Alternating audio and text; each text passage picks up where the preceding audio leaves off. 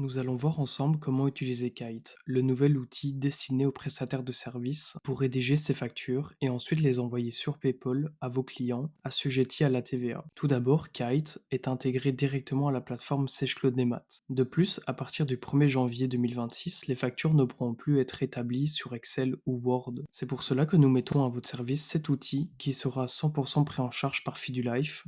Ainsi, vous n'aurez aucun coût supplémentaire pour l'utiliser.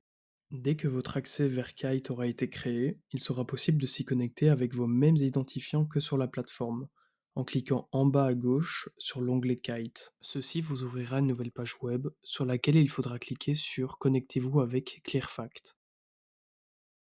Avant de voir comment rédiger une facture, je vais parcourir le volet client dans lequel vous allez retrouver l'ensemble de vos clients. Dans cet exemple, j'ai choisi Decathlon et vous pouvez constater que j'ai donc ses coordonnées, son numéro de TVA, son adresse email ainsi qu'un logo PayPal. Ce qui est intéressant ici, c'est la couleur du petit logo représentant PayPal. Si le logo est rouge et que vous passez votre souris dessus sans cliquer, un message s'affiche indiquant que le client n'est pas inscrit sur le réseau PayPal. Il se peut que votre client n'a donc pas l'obligation de réceptionner ses factures sur PayPal et n'est donc pas inscrit de par son activité. Dans ce cas, vous n'aurez pas à lui envoyer de facture électronique via PayPal. Il faudra donc rédiger la facture sur Kite et ensuite lui envoyer par email, directement depuis Kite. En revanche, si le logo est vert, cela signifie que le client est bien enregistré sur PayPal et vous pourrez alors lui transmettre la facture électronique directement via le réseau PayPal depuis Kite. De plus, tout à droite, différentes actions seront possibles. La première, en cliquant sur l'œil, vous permettra d'ouvrir les informations du client et de les consulter.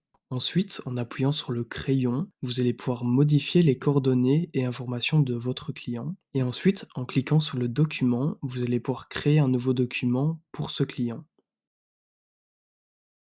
Désormais, vous allez pouvoir paramétrer différents articles afin de les ajouter ensuite dans votre facture.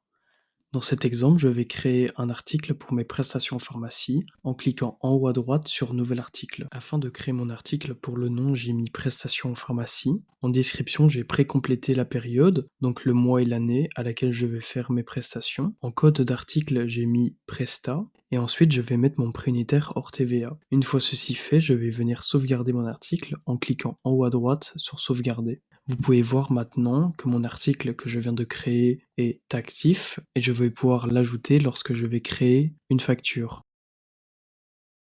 Désormais, pour créer une facture, il va falloir vous rendre dans la partie Documents et ensuite cliquer en haut à droite sur Nouveau document et puis Facture. Lorsque vous allez créer votre facture, vous allez retrouver vos informations tout à gauche, votre numéro de document en haut à droite que vous pouvez modifier en cliquant dessus. Mais attention, la numérotation doit toujours se suivre. Vous pouvez également modifier la date en cliquant dessus. Par exemple, ici, je peux sélectionner le 30 novembre. Ensuite, je vais cliquer sur Ajouter un client. Vous aurez une liste déroulante et dans cet exemple, je vais choisir mon client Decathlon et ensuite cliquer sur Ajouter. Ensuite, lorsque vous descendez, vous allez pouvoir choisir un article que vous aurez précédemment créé. Par exemple, ici, je vais ajouter Prestations en pharmacie. Je vais venir compléter la période. Je vais venir mettre novembre. Une fois la période ajoutée, cliquez sur Ajouter. Attention, il faut bel et bien qu'il y ait l'année. D'ailleurs, si vous faites une facture à trait pour la période de novembre, la date doit également être en novembre et pas le 1er décembre. D'ailleurs, une fois que vous avez ajouté votre article, vous avez encore la possibilité de venir modifier en cliquant sur le crayon tout à droite. Par exemple, ici, je vais pouvoir adapter les quantités par rapport au nombre d'heures que j'ai effectué en novembre, où je vais mettre 25 et ensuite je vais cliquer sur Modifier.